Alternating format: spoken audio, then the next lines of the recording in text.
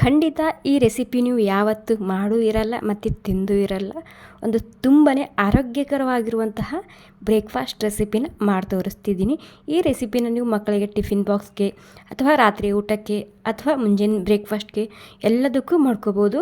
So friends, ಖಂಡಿತ ಒಂದು ಸಲ ಟ್ರೈ ಮಾಡಿ ನೋಡಿ. ಜಸ್ಟ್ ಒಂದು 10 ನಿಮಿಷದಲ್ಲಿ ಈ ರೆಸಿಪಿನ ತಯಾರು ಮಾಡ್ಕೋಬೋದು. ಖಂಡಿತ ಪದೇ ಪದೇ ಮಾಡ್ತೀರಾ. ಸೊ ಬನ್ನಿ ಇವಾಗ ಯಾವ ರೀತಿ ಮಾಡೋದು ಅಂತ ನೋಡೋಣ. ನೋಡಿ, ಈ ಆರೋಗ್ಯಕರವಾಗಿರುವಂತಹ ರೆಸಿಪಿ ಮಾಡೋದಕ್ಕೆ ನಾನಿಲ್ಲಿ 2 ಬೀಟ್ರೂಟ್ ತೊಗೊಂಡಿದ್ದೀನಿ. ದೊಡ್ಡ ಸೈಜಿಂದ ಇದೆ ಇದು ಮೊದಲಿಗೆ ಕ್ಲೀನಾಗಿ ನಾನು ತೊಳ್ಕೊಂಡು ಇಟ್ಕೊಂಡಿನಿ. ಇವಾಗ ಇದರದ್ದು ಈ ರೀತಿ ಸಿಪ್ಪೆ ಸುಲ್ಕೊತಿದ್ದೀನಿ. ನೋಡ್ತಿರ್ಬೋದು ಆಲೂಗಡ್ಡೆ ಯಾವ ರೀತಿ ಸಿಪ್ಪೆ ಸುಲ್ಕೋತೀವೋ ನೋಡಿ, ಆ ರೀತಿ ಇದನ್ನು ತುರ್ಕೊತಿದ್ದೀನಿ. ಫ್ರೆಂಡ್ಸ್, ಖಂಡಿತ ಒಂದು ಸ್ವಲ್ಪ ಟ್ರೈ ಮಾಡಿ ನೋಡಿ. ಮಕ್ಕಳು ಕೂಡ ತುಂಬಾ ಇಷ್ಟಪಟ್ಟು ತಿಂತಾರೆ ಈ ರೆಸಿಪಿ, ಯಾಕಂದರೆ ಅಷ್ಟೊಂದು ರುಚಿಯಾಗಿ ಬರುತ್ತೆ ಈ ರೆಸಿಪಿ. ಓಕೆ, ಇವಾಗ ನಾನು ಮೇಲಿನ ಸಿಪ್ಪೆ ಸುಲ್ಕೊಂಡು ಮಿಕ್ಸಿ ಜಾರ್ನಲ್ಲಿ ಸಣ್ಣ ಸಣ್ಣದಾಗಿ ಕಟ್ ಮಾಡಿ ಹಾಕ್ಕೊತಿದ್ದೀನಿ. ಮತ್ತು ಖಾರಕ್ಕೆ ಎಷ್ಟು ಬೇಕಷ್ಟು ಹಸಿ ಮೆಣಸಿನ್ಕಾಯಿ ಹಾಕ್ಕೊತಿದ್ದೀನಿ. ನೀವು ಇಲ್ಲಿ ಹೆಚ್ಚು ಮಾಡ್ಕೋಬೋದು. ಮತ್ತು ಸ್ವಲ್ಪನೇ ನೀರು ಹಾಕ್ಕೊಂಡು ಸ್ಮೂತಾಗಿ ರುಬ್ಕೊತಿದ್ದೀನಿ. ತರಿತರಿಯಾಗಿರಬಾರ್ದು, ಎಷ್ಟು ಸ್ಮೂತ್ ಆಗ್ತದೆ ಅಷ್ಟು ಸ್ಮೂತಾಗಿ ರುಬ್ಕೊಳ್ಳಿ. ಓಕೆ, ನೋಡಿ ಯಾವ ರೀತಿ ಪೇಸ್ಟ್ ಮಾಡ್ಕೊಂಡಿನಿ ಅಂತ ನೋಡ್ತಿರ್ಬೋದು. ಇವಾಗ ನಾನಿಲ್ಲೊಂದು ಹಿಟ್ಟನ್ನ ಹಾಕೋದಕ್ಕೆ ಪರಾತ್ ತೊಗೊಂಡಿದ್ದೀನಿ.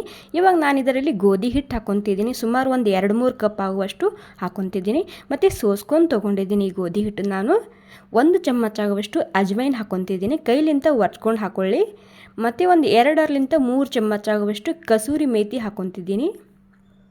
ಮತ್ತು ಒಂದು ಸ್ವಲ್ಪನೇ ಕೊತ್ತಂಬರಿ ಸೊಪ್ಪು ಹಾಕ್ಕೊತಿದ್ದೀನಿ. ಕೊತ್ತಂಬರಿ ಸೊಪ್ಪು ಜಾಸ್ತಿನೇ ಹಾಕ್ಕೊಳ್ಳಿ. ಮತ್ತು ಖಾರಕ್ಕೆ ಎಷ್ಟು ಬೇಕಷ್ಟು ರೆಡ್ ಖಾರದ ಪುಡಿ ಹಾಕ್ಕೊತಿದ್ದೀನಿ. ನೋಡ್ಕೊಂಡು ಹಾಕ್ಕೊಳ್ಳಿ, ನಾವು ಮೆಣಸಿನ್ಕಾಯಿ ಕೂಡ ಹಾಕಿರ್ತೀವಲ್ಲ ಹೀಗಾಗಿ. ಮತ್ತು ಒಂದು ಅರ್ಧ ಚಮಚ ಆಗುವಷ್ಟು ಅರಿಶಿನ, 1 ಚಮಚ ಆಗುವಷ್ಟು ಕಾಂದಾ ಲಸೂನ್ ಮಸಾಲ ಹಾಕ್ಕೊತಿದ್ದೀನಿ. ಮತ್ತು 1 ಚಮಚ ಆಗುವಷ್ಟು ಧನಿಯಾ ಪೌಡರ ಮತ್ತು ರುಚಿಗೆ ತಕ್ಕಷ್ಟು ಉಪ್ಪು ಹಾಕ್ಕೊತಿದ್ದೀನಿ. ನೀವು ಕಾಂದಾ ಲಸೂನ್ ಮಸಾಲ ಬದಲಾಗಿ ಗರಂ ಮಸಾಲ ಕೂಡ ಹಾಕೋಬೋದು. ಇವಾಗ ಎಲ್ಲನೂ ಸೇರಿಸಿ ಮೊದಲಿಗೆ ನಾನಿಲ್ಲಿ ಒಂದು ಸ್ವಲ್ಪ ಮಿಕ್ಸ್ ಮಾಡ್ಕೊತಿದ್ದೀನಿ. ಇವಾಗ ಇದರಲ್ಲಿ ಒಂದು 2-3 ಚಮಚ ಆಗುವಷ್ಟು ತುಪ್ಪ ಹಾಕ್ಕೊತಿದ್ದೀನಿ. ನೀವಿಲ್ಲಿ ತುಪ್ಪದ ಬದಲಾಗಿ ಎಣ್ಣೆ ಕೂಡ ಹಾಕೋಬೋದು. ಓಕೆ, ನೋಡಿ ತುಪ್ಪ ಕೂಡ ಮಿಕ್ಸ್ ಮಾಡ್ಕೊಂಡಾಗಿದೆ ಇವಾಗ ಹಿಟ್ಟಿನಲ್ಲಿ. ಇವಾಗ ನಾನಿಲ್ಲಿ ಪೇಸ್ಟ್ ಮಾಡಿ ಇಟ್ಕೊಂಡಿದ್ದೆಲ್ಲ ಬೀಟ್ರೂಟ ಅದನ್ನು ಎಲ್ಲನೂ ಹಾಕ್ಕೊತಿದ್ದೀನಿ. ನೋಡ್ಕೊಂಡು ಸ್ವಲ್ಪನೇ ಹಾಕ್ಕೊಂಡು ನಾದ್ಕೊಳ್ಳಿ. ಇದರಲ್ಲಿ ನಾದುವಾಗ ನೀರನ್ನ ಹಾಕಬಾರ್ದು, ಜಸ್ಟ್ ಈ ಪೇಸ್ಟ್ ಹಾಕ್ಕೊಂಡು ಮಾತ್ರ ನಾದ್ಕೊಳ್ಳಿ. ಟೇಸ್ಟ್ ತುಂಬಾ ಸರಿಯಾಗಿ ಬರುತ್ತೆ. ಹೀಗಾಗಿ ಮೊದಲಿಗೆ ಒಂದು ಸ್ವಲ್ಪ ಪೇಸ್ಟ್ ಜಾಸ್ತಿನೇ ಮಾಡ್ಕೊಳ್ಳಿ. ನಾನಂತೂ ಇದರಲ್ಲಿ ಒಂದು ಸ್ವಲ್ಪ ಕೂಡ ನೀರನ್ನ ಮಿಕ್ಸ್ ಮಾಡಿಲ್ಲ, ಜಸ್ಟ್ ಪೇಸ್ಟ್ನಲ್ಲೇ ನಾನು ಇದನ್ನು ನಾದ್ಕೊಂಡು. ಓಕೆ, ನೋಡಿ ಸಾಫ್ಟಾಗಿ ಸ್ವಲ್ಪನೇ ಹಾಕ್ಕೊಂಡು ನಾದ್ಕೊಂಡಾಗಿದೆ. ಇವಾಗ ಕೊನೆಯಲ್ಲಿ ಇದಕ್ಕೆ ಒಂದು 2 ಚಮಚ ಆಗುವಷ್ಟು ತುಪ್ಪ ಅಥವಾ ಎಣ್ಣೆನ ಹಚ್ಕೊಂಡು ಸಾಫ್ಟಾಗಿ ಮಾಡ್ಕೊತಿದ್ದೀನಿ. ಮತ್ತು ಫ್ರೆಂಡ್ಸ್, ನಿಮಗೆ ಈ ರೆಸಿಪಿ ಸ್ವಲ್ಪನಾದರೂ ಇಷ್ಟ ಆಗಿದರೆ ಒಂದು ಲೈಕ್ ಮಾಡಿ. ಹಾಗೆ ನಿಮ್ಮ ಅಭಿಪ್ರಾಯನ ನನಗೆ ಕಾಮೆಂಟ್ ಮೂಲಕ ತಿಳಿಸಿ. ಇದಕ್ಕೆ ಮತ್ತೆ ಒಂದು ಸ್ವಲ್ಪನೇ ಎಣ್ಣೆ ಹಚ್ಕೊಂಡು ಒಂದು 10 ನಿಮಿಷ ಆಗೋ ತನಕ ರೆಸ್ಟ್ ಮಾಡೋಕ್ಕೆ ಬಿಡ್ತಿದ್ದೀನಿ. ಮತ್ತು ದಿನಾಲೂ ರೊಟ್ಟಿ, ಚಪಾತಿ, ದೋಸೆ, ಇಡ್ಲಿ ತಿಂದು ಬೋರ್ ಆಗಿರುತ್ತೆ ಅಲ್ವಾ, ಆಗಾಗ ಈ ರೀತಿ ಹೆಲ್ದಿಯಾಗಿರುವಂತಹ ಬ್ರೇಕ್ಫಾಸ್ಟ್ ರೆಸಿಪಿನ ನೀವು ಮಾಡಿ ನೋಡಿ. ತಿನ್ನೋಕ್ಕೂ ತುಂಬಾ ರುಚಿಯಾಗಿರುತ್ತೆ ಮತ್ತು ಮಾಡೋಕ್ಕೆ ತುಂಬಾ ಸುಲಭವಾಗಿರುವಂತಹ ರೆಸಿಪಿ ಇದು. ಓಕೆ, ಒಂದು 10 ನಿಮಿಷ ಆಗಿದೆ. ಇವಾಗ 10 ನಿಮಿಷ ಆದಮೇಲೆ ನಾನಿಲ್ಲಿ ಮತ್ತೆ ಹಿಟ್ಟು ತೊಗೊಂಡಿದ್ದೀನಿ. ಹಿಟ್ಟು ತೊಗೊಂಡು ಒಂದು 2 ನಿಮಿಷ ಆಗೋ ತನಕ ಸಾಫ್ಟಾಗಿ ಮಾಡ್ಕೊಂಡಿನಿ. ಇವಾಗ ಏನಿಲ್ಲ, ಚಪಾತಿ ಯಾವ ರೀತಿ ಹಿಟ್ಟು ಹಿಡ್ಕೊಂಡು ನೋಡಿ ಅಷ್ಟೇ ಹಿಡ್ಕೊಂಡಿನಿ. ನಾನಿಲ್ಲಿ ಚಪಾತಿಗೆ ಎಷ್ಟು ಹಿಡಿತೀನಲ್ಲ ಅಷ್ಟು. ಇವಾಗ ಗೋಧಿ ಹಿಟ್ಟೆ ಹಚ್ತಿದ್ದೀನಿ ಇಲ್ಲಿ ಲಟ್ಟಿಸೋದಕ್ಕೆ.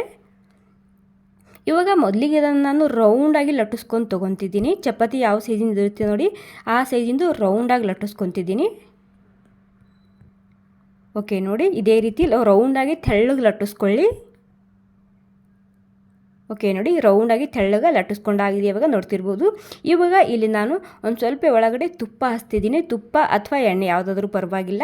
ಮತ್ತು ಒಂದು ಸ್ವಲ್ಪನೇ ಹಿಟ್ಟು ಹಚ್ಚಿದ್ದೀನಿ. ಹಿಟ್ಟು ಹಚ್ಚಿ ನೋಡ್ತಿರ್ಬೋದು ನಾನು. ಮತ್ತು ಇಲ್ಲಿ ಒಂದು ಸ್ವಲ್ಪನೇ ತುಪ್ಪ ಮತ್ತು ಹಿಟ್ಟು ಹಚ್ಚಿ ಈ ರೀತಿ ಮಡಿಸ್ತಿದ್ದೀನಿ. ಅಂದರೆ ನಾನಿದು ತ್ರಿಕೋನ ಆಕಾರದಲ್ಲಿ ಮಾಡ್ಕೊತಿದ್ದೀನಿ. ಓಕೆ, ನೋಡಿ ಇದೇ ರೀತಿ ಲಟ್ಟಿಸ್ಕೊತೀನಿ ನಾನಿಲ್ಲಿ. ಸೊ ಈ ರೀತಿ ಮಾಡೋದರಿಂದ ಏನಾಗುತ್ತೆ, ತುಂಬಾ ಲೇಯರ್ ಆಗಿ ಬರುತ್ತೆ ಚಪಾತಿ, ತುಂಬಾ ಸಾಫ್ಟಾಗಿ ಬರುತ್ತೆ. ಹೀಗಾಗಿ ಪರೋಠನ ನಾನು ಇದೇ ರೀತಿ ಮಾಡ್ತೀನಿ ಯಾವಾಗಲೂ. ನೀವು ಬೇಕಾದರೆ ರೌಂಡಾಗಿ ಕೂಡ ಲಟ್ಟಿಸ್ಕೋಬೋದು. ನೋಡಿ ಮತ್ತೆ ಇದನ್ನು ನಾನು ಈ ರೀತಿ ತೆಳ್ಳಗೆ ಲಟ್ಟಿಸ್ಕೊಂಡು ನೋಡ್ತಿರ್ಬೋದು. ಇವಾಗ ಹಂಚು ಕೂಡ ಗರಂ ಆಗಿದೆ. ಒಂದು ಸ್ವಲ್ಪನೇ ಹಂಚಿಗೆ ಮೊದಲಿಗೆ ನಾನಿಲ್ಲಿ ತುಪ್ಪ ಅಥವಾ ಎಣ್ಣೆನ ಹಚ್ತಿದ್ದೀನಿ. ಓಕೆ, ನೋಡಿ ಇವಾಗ ಏನಿಲ್ಲ, ಮೀಡಿಯಮ್ ಗ್ಯಾಸ್ನಲ್ಲಿ ಇದನ್ನು ಚಪಾತಿ ಯಾವ ರೀತಿ ಬೇಯಿಸ್ತೀವಿ ನೋಡಿ ಆ ರೀತಿ ಬೇಯಿಸ್ಕೊಂಡ್ರೆ ನಮ್ಮ ಆರೋಗ್ಯಕರವಾಗಿರುವಂತಹ ಬೀಟ್ರೂಟ್ ಮಸಾಲ ಚಪಾತಿ ತಯಾರಾಗುತ್ತೆ. ಓಕೆ, ಇಲ್ಲಿ ಮೀಡಿಯಮ್ ಗ್ಯಾಸ್ನಲ್ಲಿ ಒಂದು ಸ್ವಲ್ಪ ತುಪ್ಪ ಹಚ್ಚಿ ಬೇಯಿಸ್ತಿದ್ದೀನಿ. ತುಪ್ಪ ಹಚ್ಚಿದ್ರೆ ಟೇಸ್ಟ್ ತುಂಬಾ ಸರಿಯಾಗಿ ಬರುತ್ತೆ ಇದ್ರದ್ದು. ನೀವು ಬೇಕಾದರೆ ಇಲ್ಲಿ ಎಣ್ಣೆ ಕೂಡ ಬಳಸ್ಬೋದು. ನೀವು ಇಲ್ಲಿ ಬಿಸಿ ಬಿಸಿ ಇರುವಾಗ ತುಪ್ಪ ಹಚ್ಕೊಂಡು ಹಾಗೆ ಕೂಡ ತಿನ್ಬೋದು ಈ ಮಸಾಲ ಚಪಾತಿ, ಅಥವಾ ಒಂದು ಸ್ವಲ್ಪನೇ ಟೊಮೊಟೊ ಕೆಚಪ್ ಆಗಿರ್ಬೋದು, ಅಥವಾ ನಿಮಗೆ ಇಷ್ಟವಾದಂತಹ ಚಟ್ನಿ ಜೊತೆಗೆ ಇದನ್ನು ನೀವು ತಿನ್ಬೋದು. ವಾವ್, ನೋಡಿ ಎಷ್ಟು ಲೇಯರಾಗಿ ಬಂದಿದೆ ನೋಡಿ. ಸೊ ಹಿಟ್ಟಿನಲ್ಲಿ ಒಂದು ಸ್ವಲ್ಪನೇ ನೀವು ಉಪ್ಪ ಖಾರ ಜಾಸ್ತಿ ಹಾಕಿ ಈ ಪರೋಠನ ಮಾಡಿ ಬಿಸಿ ಬಿಸಿ ಇರುವಾಗ ಹಾಗೆ ಕೂಡ ತಿಂತೀರಾ ನೀವು. ತುಂಬಾ ರುಚಿಯಾಗಿ ಬರುತ್ತೆ ನೋಡಿ. ನಮ್ಮ ಬಿಸಿ ಬಿಸಿ ಆಗಿರುವಂತಹ ದಿಢೀರಾಗಿ ಮಾಡುವಂತಹ ಬೀಟ್ರೂಟ್ ಮಸಾಲ ಚಪಾತಿ ತಯಾರಾಗಿದೆ. ಆರೋಗ್ಯಕ್ಕೂ ಸೈ, ರುಚಿಗೂ ಸೈ. ಖಂಡಿತ ಒಂದು ಸ್ವಲ್ಪ ಟ್ರೈ ಮಾಡಿ ನೋಡಿ. Thank you.